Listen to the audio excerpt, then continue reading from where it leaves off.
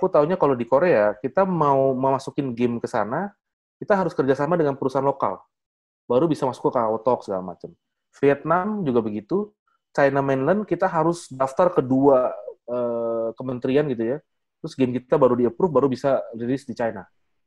Nah, jadinya mau nggak mau orang konsumnya konten lokal atau konten yang udah di-curate gitu loh. Ya, of course kita nggak usah sampai proteksionismenya sampai begitu ya. Cuman ya kita lihat orang yang tidak berkantor di sini tiba-tiba punya game menghasilkan jutaan dolar dari rakyat Indonesia nggak dipajak lagi gitu kan. Itu kan lumayan sedih bagi developer lokal.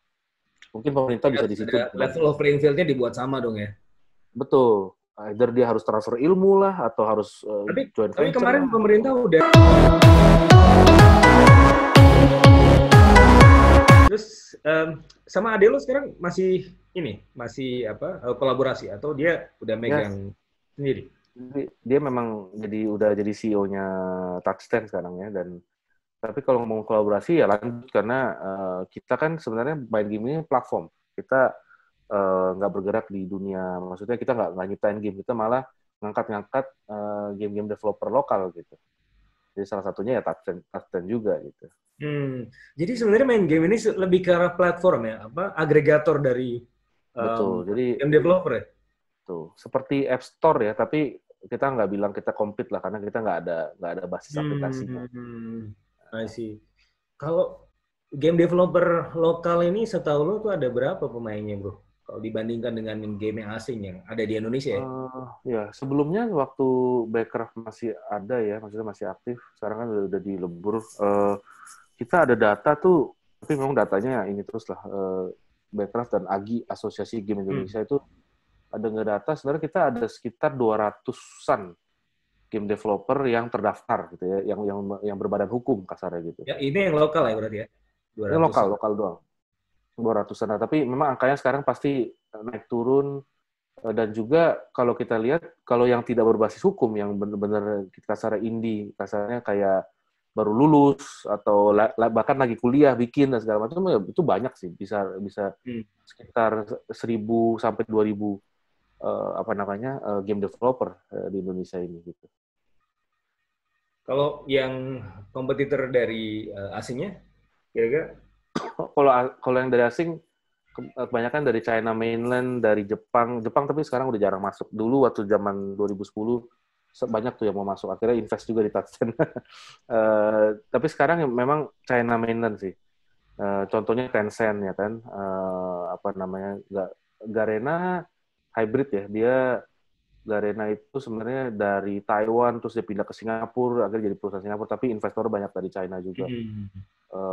Tencent, lalu Tencent kan yang PUBG-nya itu kan ya. Tencent bukan penciptanya, Tencent cuman publisher-nya. Banyak kan dari China sih.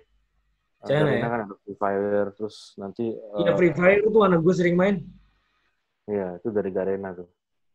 Jadi banyak yang memang dari, ya kasarnya asing gitu ya, yang duitnya bisa dibilang nggak berseri, terus dia datang ke sini langsung melakukan campaign melalui Facebook, Instagram, dan lain-lain gitu.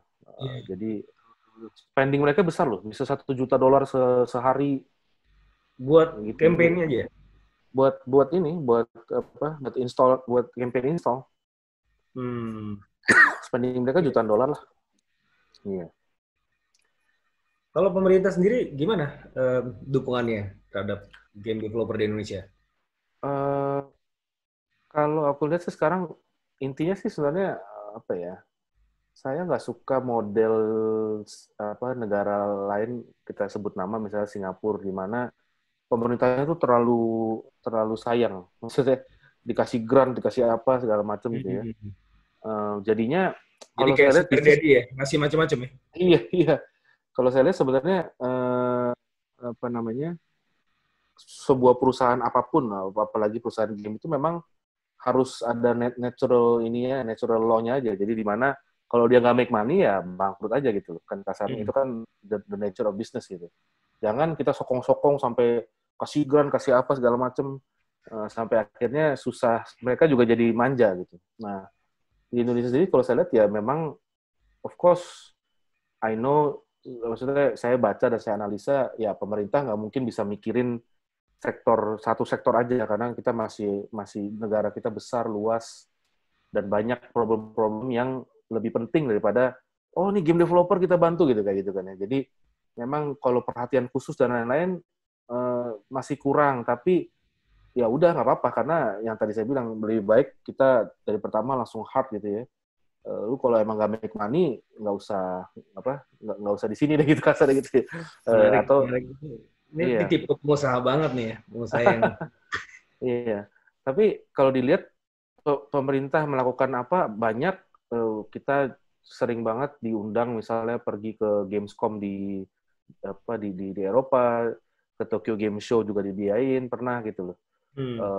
Jadi adalah bantuan, dan ada juga perhatian dari kementerian gitu ya, dari dulu Backcraft juga ke arah situ, dan apalagi sebenarnya dari kalau saya nggak salah 18 subsektor itu kan ya, ada macam-macam musik, film, dan lain-lain. Memang aplikasi dan game itu salah satu top 3 atau top 2 lah yang memang diberi perhatian waktu itu. Dari zamannya Pak Triawan, Pak Rudiantara sampai sekarang. Iya. kedepannya gimana bro? Lo cita-cita jadi unicorn atau apa gitu kan? Menjadi game developer atau platform game pertama yang jadi unicorn kan? Kalau kita udah ada dari travel, ada dari Iya. e-commerce, tapi kayaknya dari game belum ada ya? Game belum ada. Bahkan di Asia Tenggara, nggak usah bilang Indonesia aja ya, di Asia Tenggara ini yang unicorn dari game itu nggak ada. Padahal kalau di Jepang banyak banget, di China mainland banyak, Korea juga. Kalau cita-cita jadi unicorn sebenarnya ya kalau untuk status-status unicorn saya sih udah nggak gitu ini ya. Kita mungkin di dunia startup udah lumayan, ngapain sih punya status unicorn tapi revenue-nya nggak unicorn gitu. Kalau saya mendingan profit-nya aja yang unicorn ya. Iya, Itu iya, lebih penting. Iya. Ada sih cita-cita seperti itu, dan siapa tahu semoga jadi pertama nggak cuma di Asia Tenggara tapi dari Indonesia gitu ya yang punya status unicorn. Uh, tapi memang harus didukung. Salah satunya dukungan pemerintah penting. Yang paling penting pemerintah dan masyarakat juga ikut mencintai produk lokal. Nggak cuma main game luar, tapi kan soalnya image-nya gitu ya, kalau oh ini buatan lokal pasti jelek gitu. Ada kayak gitulah, ada stigma iya, kayak iya, gitu. betul, betul. Kayaknya kita ada inferior syndrome, ada mister gitu ya. Ada ada mister Kalau syndrome, orang dan bule pasti lebih hebat gitu kan ininya. iya, padahal nggak tentu kan kita di namanya manusia gitu kan. Tapi Satu, event Jepang juga begitu loh bro. iya, iya, iya, Orang-orang Jepang juga begitu loh. Maksudnya kalau ngeliat iya, orang-orang bule juga kayaknya iya, juga begitu. Kayak ada perusahaan kemarin apa ya? Eh, siapa namanya? Bridgestone ya. Bridgestone itu kan dari Jepang ya. betul. Itu Tapi kan isi hasi. iya kan. Tapi kan dibuat internasional. Iya, bahkan Panasonic juga kan nasional dia kan, jadinya kan Hidat apa namanya tuh, ada Jepangnya, terus karena nggak laku dia bikin Panasonic namanya, jadi ya padahal dari Jepang. Iya Iya, itu ada inferiority complex ya. Mungkin itu yang harus kita benahin tuh ya. Mental inferior inlander. iya. Ya, ya karena produk-produk lokal sebenarnya juga keren-keren. Cuma Iya, cuma kitanya aja sebenarnya kadang-kadang nggak ngasih kesempatan kan, dan iya, bahkan nggak percaya. betul. Tapi kalau dilihat ya, peran pemerintah di sini juga penting. Gimana ya? Contoh di negara-negara yang mengutamakan produk lokal, seperti kita ambil contoh yang paling populer, Korea. Ya, di sana semua bangga banget sama Samsung, ya kan? Kalau mau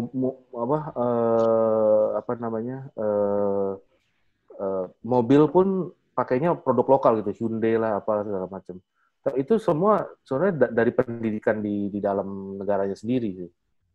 Jadi mungkin pemerintah bisa bantu di situ. Contohnya salah satu proteksionisme yang aku lihat berada di Vietnam, China, Jepang, Korea. Kalau Jepang dia udah protek pakai kultur dan bahasa. Kalau Korea, setahu aku, kalau kita, halo, Mas? Ya, Oh iya, iya. Tadi sempat masih ada, hilang masih ya. ada. Internetnya nggak Iya, putus. Nggak oke, kayak oke. Sandi Uno kemarin. Aku taunya kalau di Korea, kita mau masukin game ke sana, kita harus kerjasama dengan perusahaan lokal, baru bisa masuk ke KO Talk segala macam. Vietnam juga begitu, China Mainland kita harus daftar ke 2 kementerian gitu ya, terus game kita baru di-approve, baru bisa rilis di China. Nah, jadinya mau nggak mau orang konsumnya konten lokal atau konten yang udah di-curate gitu loh. Ya, of course kita nggak usah sampai protectionism-nya sampai begitu ya, cuman ya kita lihat orang yang tidak berkantor di sini tiba-tiba punya game menghasilkan jutaan dolar dari rakyat Indonesia nggak dipajak lagi gitu kan, itu kan lumayan sedih bagi developer lokal. Mungkin pemerintah bisa di situ. Level of playing field-nya dibuat sama dong ya. Betul. Either dia harus transfer ilmu lah atau harus joint venture. Tapi kemarin lah. Pemerintah udah mulai tuh, Bro, Yeah. transaksi elektronik dan kemudian perusahaan-perusahaan yang digital kayak Netflix kemarin udah dipajakin kan. Dan kayaknya nih bagus. punya strategi switching yang bagus nih, karena ngelihat nih kaum rebahan nih semakin dominan apalagi di masa pandemi kan. Dan aktivitas transaksi digital terus kemudian apapun yang terkait dengan digital itu meningkat, pemerintah mulai kasih pajak gitu kan. Itu menurut lo udah cukup nggak atau perlu yang lain lagi? Ya udah mulai a good start ya, daripada nggak ada, udah bagus menurut aku. Cuman ya intinya ini aku ngomong, gue ngomong sebagai game developer ya. Selain diperhatikan menurut aku sih kalau bisa game developer asing yang mau masuk itu either harus kolaborasi dengan lokal, transfer ilmu. Nggak usah lah kita proteksi kayak lu nggak boleh masuk segala macam, nggak apa-apa kan, namanya free economy ya. Tapi ya intinya coba joint venture lah atau transfer ilmu lah atau berinvestasi di perusahaan lokal lah, atau gimana supaya yang lokalnya juga berkembang, nggak cuma nanti semua kalau dilihat di App Store atau di Google Play top 100-nya itu semua rata-rata luar gitu. Sedangkan di negara lain udah top 100 grossing ya yang sama download-nya.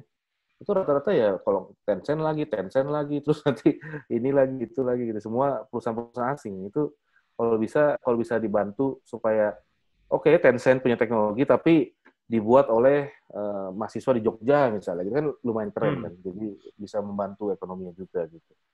Tapi menurut gue, Bro, sehebat-hebatnya pemain-pemain asing itu, gue inget tuh si Jack Ma pernah bilang, lo nggak bakalan bisa ngalahin buaya di Sungai Yangtze. Amazon silakan masuk, tapi lo nggak bakalan bisa ngalahin buaya di Sungai Yangtze, gitu kan? Berarti kan ini kita bicara mengenai aspek kelokalan ya. Betul, setuju. Yang tahu market lokal, tahu kesukaan orang lokal, gitu kan? Lo kira-kira lo cukup pede nggak untuk menghadapi persaingan dengan game developer asing? Apalagi kan berapa kali lu punya game yang sangat lokal, yang sangat Indonesia kan? Ya memang kita strength-nya di situ. Jadi waktu di Tasken pun aku bikinnya warung chain gitu. Dulu kan sushi, ramen segala macam bikinnya warung chain yang ada martabak ya, ada apanya, dan downloadnya juga asik karena ya nggak ada kan orang-orang di China nggak mungkin dia tahu tentang martabak atau bakso Malang gitu ya, atau bakso aci gitu. Jadi ya memang lokal konten, lalu konten-konten musik yang bisa dibuat game kayak dangdut lah. Kita juga masyarakat yang suka sama badminton dan lain-lain. Jadi kita memang di Tasken juga gitu. Nah di main game nih sekarang kita juga lagi ngangkat ke kedai mie Nusantara lah, warteg Nusantara lah. Jadi ada banyak yang saya yakin game developer luar yang duitnya jutaan dolar untuk advertising pun nggak tentu bisa bikin gitu. Jadi benar. Jadi kan daripada mereka masuk bikin sendiri bersaing dengan yang lokal, yang mending dia invest aja kan? Ya invest atau joint venture atau kolaborasi. Joint venture. Keren. Ini keren banget sih. Ini lu dream job banget ya gua rasa ya. Sambil rebahan kan kerjanya juga bisa. Bisa. Main game. Dan apalagi lu pasti punya butuh tester kan? Kalau misalnya lu lagi ngembangin game, butuh tester kan? Butuh banget. Nah, itu pekerjaan yang jauh lebih menarik lagi. Lu dibayar buat main game kan? Iya. Tapi ya jangan salah ya, lucu deh. Banyak beta tester tuh sebenarnya itu pekerjaan yang sangat boring. Karena gitu ya? Kalau cuma main game untuk menyelesaikan oke ya. Tapi kan beta tester tuh dia harus pergi ke tempat-tempat yang nggak wajar dan nyari-nyari bug gitu. Jadi ya gimana ya? Kayak kalau aku bandinginnya, misalnya kita tukang sulap. Tukang sulap kalau nonton orang main sulap udah nggak seru gitu. Jadi sama juga kalau pro gamer ngeliat orang main game atau udah suruh main game udah bagi mereka udah kayak job. Lucu sih. Berarti sebenarnya pasar lu pasar noob ya, noob. Apa tuh lu? Noob. Oh, newbie. Gue juga belajarnya dari ini gue sih anak gue. Noob. Ada yang noob, ada yang pro, gitu kan. Noob banget sih, gitu kan. Ada newbie ternyata. Pasar kita sebenarnya di industri namanya hyper casual. Jadi ada casual game tuh yang ya game-game casual gitu ya. Game-game yang 5 menit nunggu orang atau lagi di kereta main. Hyper casual tuh lebih casual lagi. Jadi game-game yang kayak Flappy Bird ya mati 2 detik 3 detik mati gitu. Itu hyper casual. Iya. Hyper casual. Karena orang Indonesia maunya ribet-ribet sih. Iya, banyak kan gitu. Game-game yang orang tua kita, mama aku bisa main lah gitu kasarnya. Itu hyper casual game lah.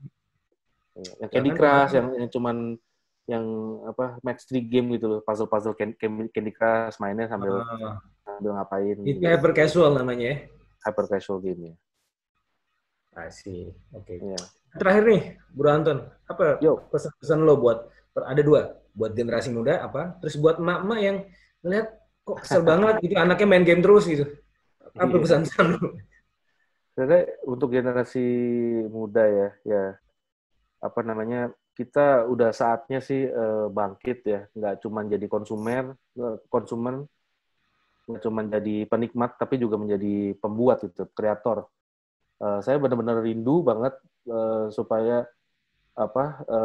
di Indonesia ini ada game company atau bahkan indie game developer yang bisa bikin game yang gamenya itu lebih terkenal dari negaranya. Jadi contoh misalnya Angry Bird kan dari Rovio dari Finland. Kita lebih tahu Angry Bird daripada Finland ya gitu. Iya, benar. Iya. Nah, dan juga di sana ada datanya, kalau nggak salah 23% dari devisa negara tuh sempat dipegang sama si Rovio ini karena saking boomingnya dia gitu. Buat di Finlandnya sendiri ya? Di Finland, devisa negara Finland ya? Iya, 20 something deh. 23%? Iya, besar. Intinya pingin seperti itulah, di mana anak-anak muda nggak cuma rebahan dan dimarahin sama orang tua gitu ya, tapi bisa membuat game yang wah ternyata lebih terkenal daripada Indonesia dan bisa menyumbang banyak devisa ke Indonesia gitu ya.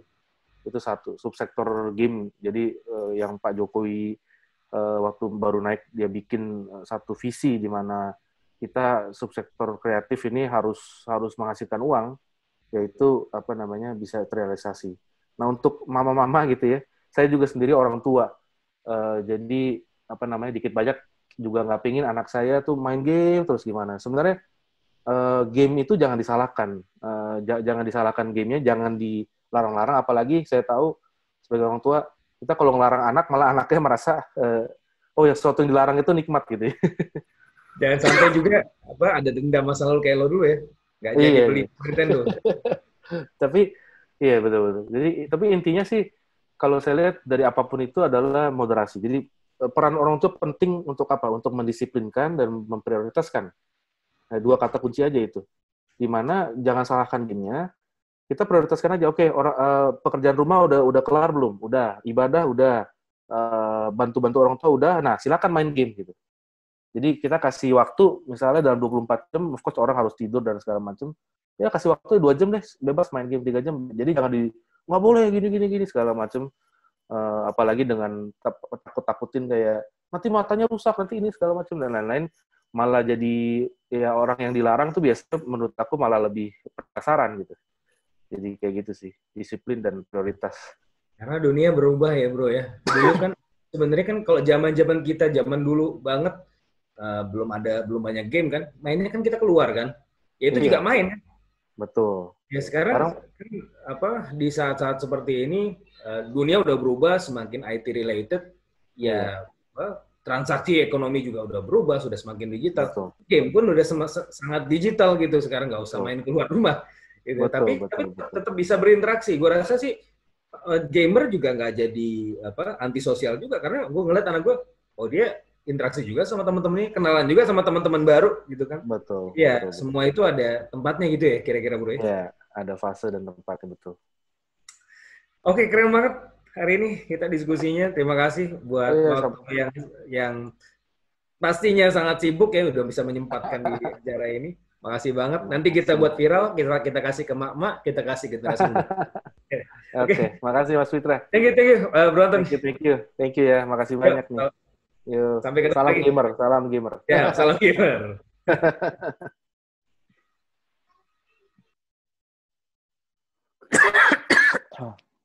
Halo.